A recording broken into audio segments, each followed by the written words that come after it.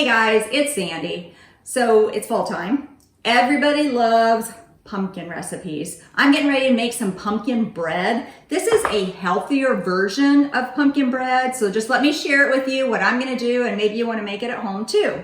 So the first thing you're gonna do is get 2 tablespoons of melted coconut oil. I just took the coconut oil and put it into the microwave, melted that. Second thing you're gonna need is a 1/2 cup of honey.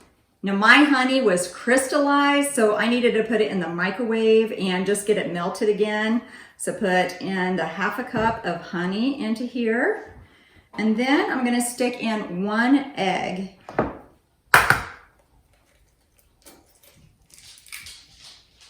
Oh, I got a little piece of shell in there. And did you know that if you use your egg shell, it actually cuts straight through the egg? So needed to pull that out of there.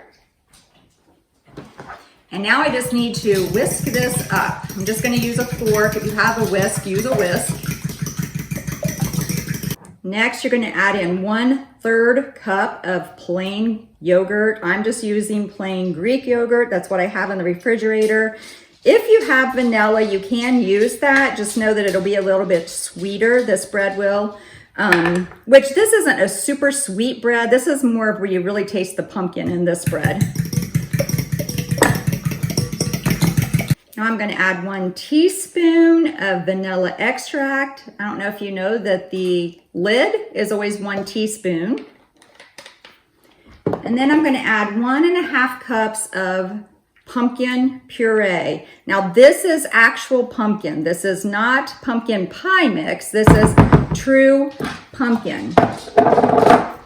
Sarah says 100% pure pumpkin. I have a little bit of pumpkin still left in the can. I will just give this to Josie. She loves it on her food. Now again, whisk this together. Now time for the dry ingredients. I've got 1.5 cups of flour.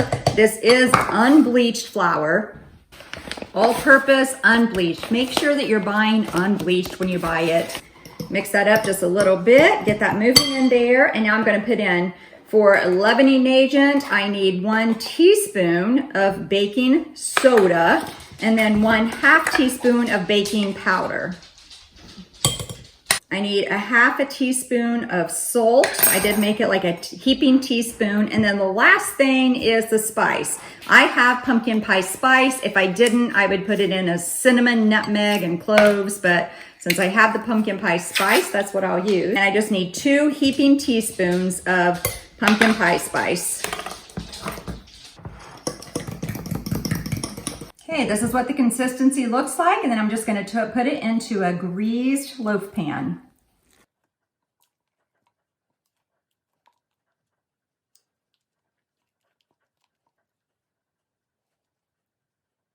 Usually it's not that hard. I was just trying to do it so you could see it. And then I'm just gonna put some cinnamon and sugar on the top. This is some brown sugar and cinnamon. I did a tablespoon of brown sugar, a teaspoon of cinnamon, and then maybe like a little 1/2 teaspoon of white sugar. I'm just gonna put it all over the top, and then I'm just gonna put this. I actually have a cinnamon and sugar shaker, so I'll just stick this in there because I love it on toast. So I did lower my rack down, put it a little further down in the oven. I put it in here 325 degrees for 50 to 55 minutes. I checked it at 40 minutes. It was starting to get a little too brown, so I did make a little tent out of aluminum foil and finished baking it. You take it out, let it cool in its pan for about 4 or 5 minutes. Put it on a cooling rack, and then you can just let it finish cooling. If you want it warm, go ahead and slice it and put some butter on it. Another thing you could do is slice it, put some of the slices in the refrigerator, and then put cold cream cheese on it. That's really good too. So this is just a healthier pumpkin bread that you don't have to feel guilty about eating. You can enjoy eating it. Now, this is a very moist pumpkin bread, but it's also a more dense pumpkin bread. It's not really fluffy. I cooked mine about 55 minutes at 325 degrees, and that was perfect.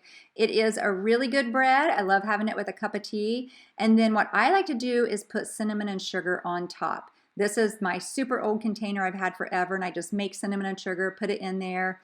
Delicious.